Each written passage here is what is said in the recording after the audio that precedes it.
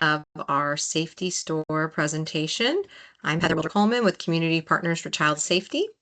This month's safety topic is summer safety for families. All right, so summer is a favorite time of year for many children and families, and with good reason.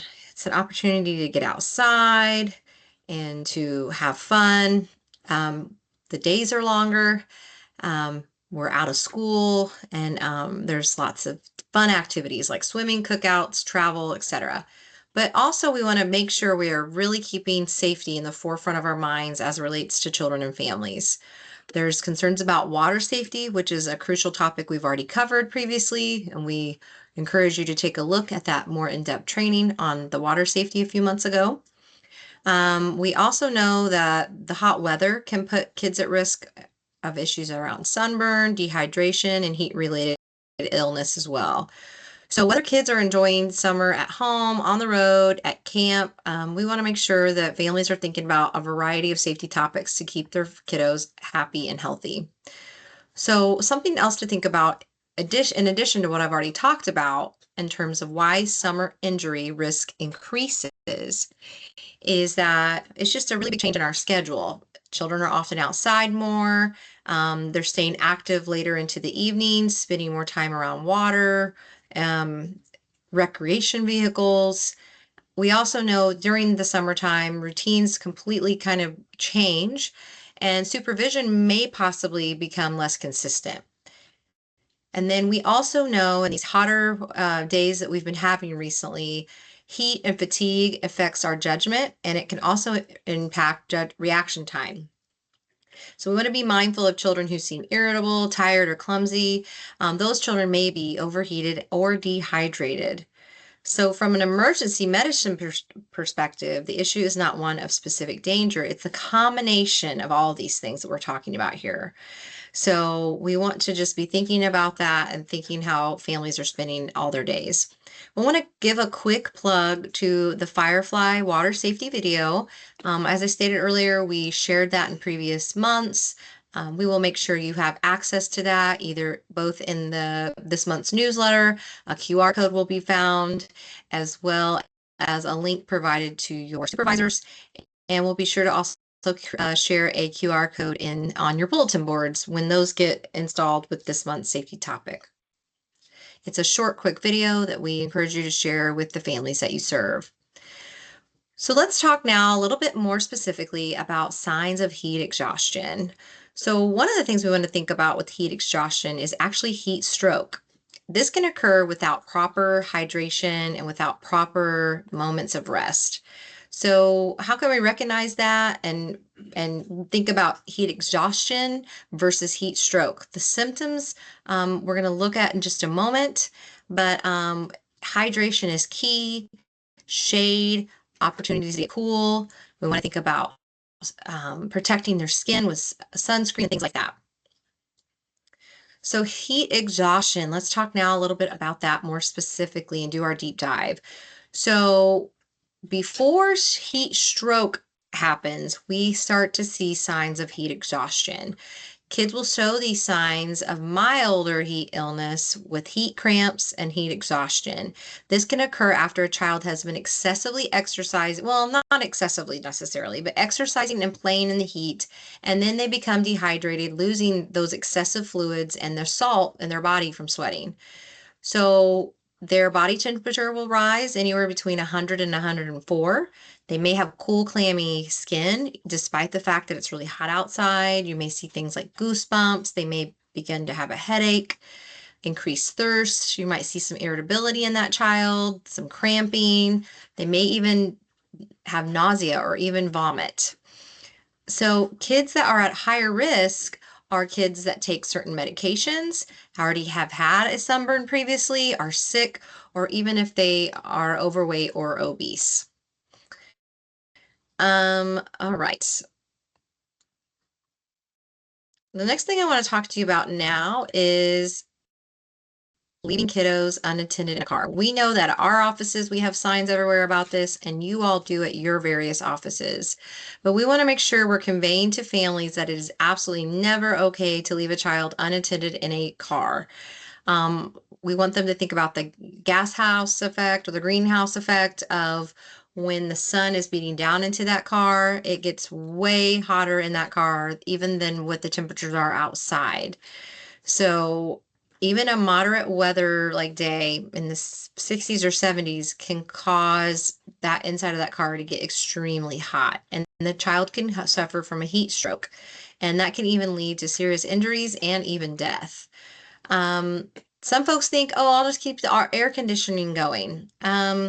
That's not safe because the car has to be on to do that. We know a recent situation was with not children, but pets, and that car had an automatic feature that over a certain amount of time, it turned the car off, and those dogs did unfortunately pass away. And then they could, of course, put the car in drive. They could get caught in a closing power window or even abducted. So we want to make children are never ever left in cars, not even for a minute. We want to always lock the car and secure with keys so the children can't get in there and try to play inside it like a playground. We want to always be talking to kiddos about safety in and around cars, and that's a whole other safety topic we'll talk about in a few months. We can have trunk release mechanisms so kids don't get trapped in trunks. And then always being mindful of getting kids out no matter where we've gone. Some of the newer vehicles will make reminders of this to the drivers, but we want to get the kids inside the house and then worry about the groceries and items out of the car after kids are safe and sound. So, like I said before, injury, dehydration, death, etc., even if they're just left in the car for a few minutes. Another thing we want to think about as it relates to car safety is our teens. So teen driving is one of the clearest examples of a summer risk. When school is out, teens are driving more frequently for longer distances and with less structure. They often are traveling for things like jobs, sports, social events, or vacations even. That added independence increases their crash risk, especially when they have passengers in the car. We know for teens, distraction is a major factor. So with things like their phones, trying to navigate GPS, music, talking with friends. Summer can also bring more nighttime driving, unfamiliar routes, and fatigue from work or social plans. And rural roads and low light conditions can add those additional risks. So we want to make sure that parents are thinking about how to help their teens build safe driving habits. We also want families should understand and allow and follow the restrictions that apply to their teen driver and consider keeping some of those limits in place even after they are no longer required.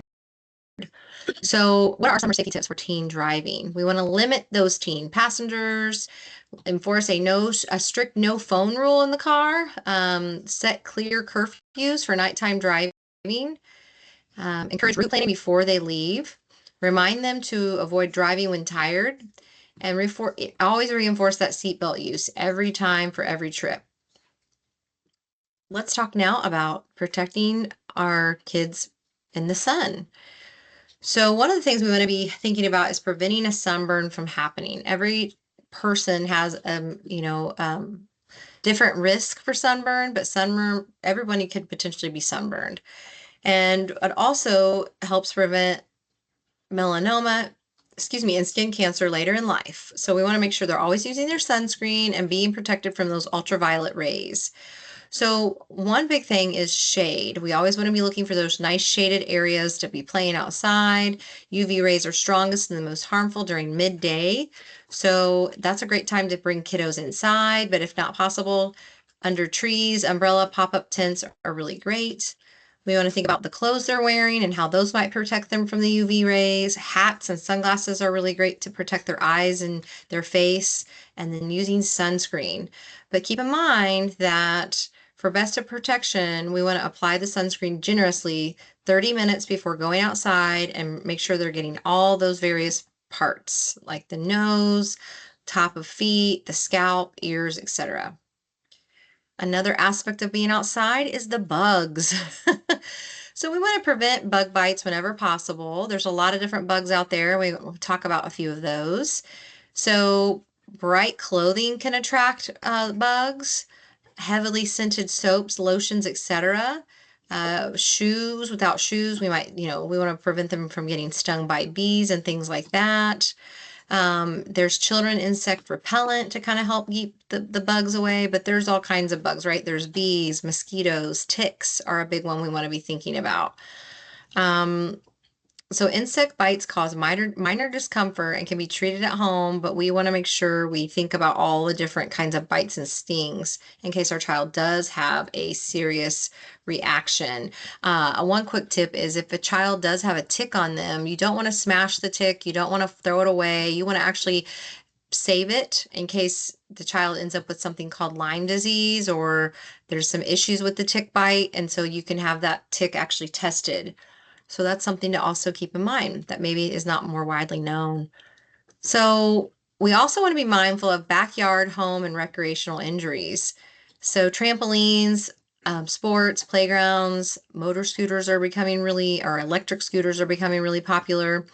When those things are used and we're not using like our helmets and using caution and care, and there's accidents with those, fractures, sprains, head injuries, all these things can occur.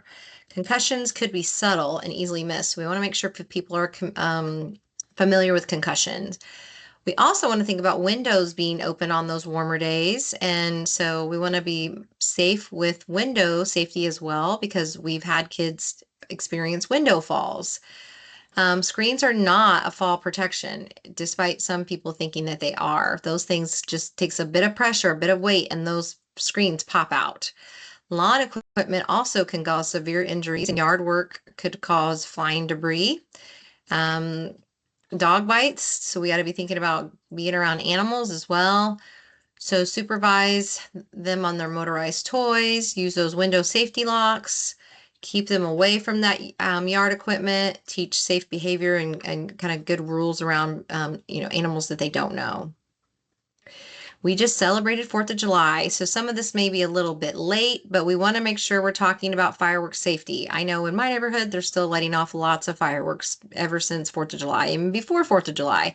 And there's other holidays and events throughout the years where folks may choose to let off fireworks. So we see so many injuries to adults and children as it relates to fireworks. Nearly a third of folks that end up in the ER are children under 15.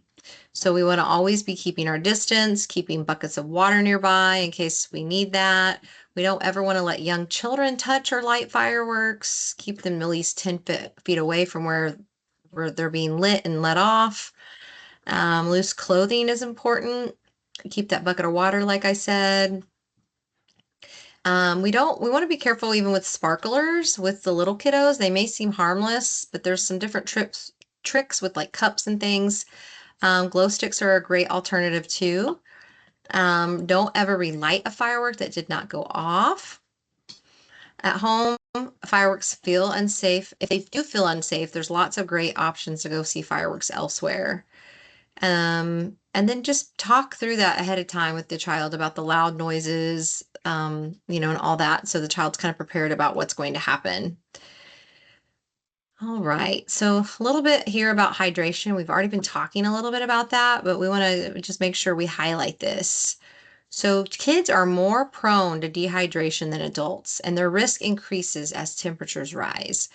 So the amount of water kids should be drinking daily varies by their age, weight, and activity level. But a general rule is to take half of their weight, and that's the number of ounces they should drink of water every day. How can we get kids to drink water if water's really not their thing? Well, we can get them a fun water bottle. We can mark little lines to say, hey, let's make it like a game, and this is how, we want to make sure you're drinking this throughout the day. We want to make sure we're providing more water than soda or juice. You can add little fun flavors to it and things like that, or a silly cup or straw. And you can be a good role model too. Playground safety is important year round, but especially in our warmer months. I, for one, almost hate to visit the playground in the summer months because the slides and some of the equipment is so hot to the touch, it can cause burns. But playground-related injuries account for more than 200,000 ER visits every year. We want to make sure you can often approach a public playground and it may have somewhere posted there what the appropriate age is for that equipment. It talks here too about checking to make sure it's not too hot. Just really watch your kiddos and make sure they're not doing things that might cause them to fall. We can see when those falls happen, we can have traumatic brain injuries or broken bones. So a manager of injury prevention at Children's Health says the most important safety precaution parents can take is always supervising their child at a playground. While we cannot prevent every injury from occurring, an attentive parent can help keep their child safer. So this is a little infographic about playground safety. We like playgrounds that have wood chips or shredded rubber on the, below the playground. We don't really want children to be climbing up the slides. We want really encourage them to use ladders and stairs. We don't want them to jump off of the swings or from the top of the slide. We want to think about what they're wearing. So no necklaces, no purses, no lanyards, no scarves, because that could be a choking hazard. And just being mindful of those right ages and stages for the equipment. I think when we talk about bike safety now, as we turn to bike safety, it's important that we think about not just bikes, but the e-bikes and the e-scooters and things like that. But bicycles are related to more childhood injuries than any other consumer product apart from automobiles. So one of the important things we want to do is have our kiddos wear helmets, make sure those helmets fit properly and that our kids are following smart rider rules. Statistics show that apart from cars, we already shared that with you. Every 2 minutes, a child is treated in a hospital emergency room with a bike-related injury. And out of 2,000 children treated, about 25,000 are treated for traumatic brain injury. So this is another really great poster from Children's Health. Teach your kids to look left, look right, then left again before they cross the street. Wear that nice fitted helmet. And we want them to know that they need to ride along with the same flow of traffic, not against traffic. Bright colors, reflective clothing, reflectors on the bike is all a must too. Well, there is so much more we could definitely talk about as it relates to summer safety. A lot of those things, as we said before, were covered in our water safety presentation. So boat safety, um, all those different things, swim safety, etc. We like those water watcher badges and all those various things as well. We'll be sure to share more information with you in the newsletter and on your bulletin board for this month's topic, but we do appreciate you tuning in this month. As always, if you have any questions about anything we discussed or about anything in your safety store, do not hesitate to reach out. We thank you so much, and we'll see you next month. Bye-bye.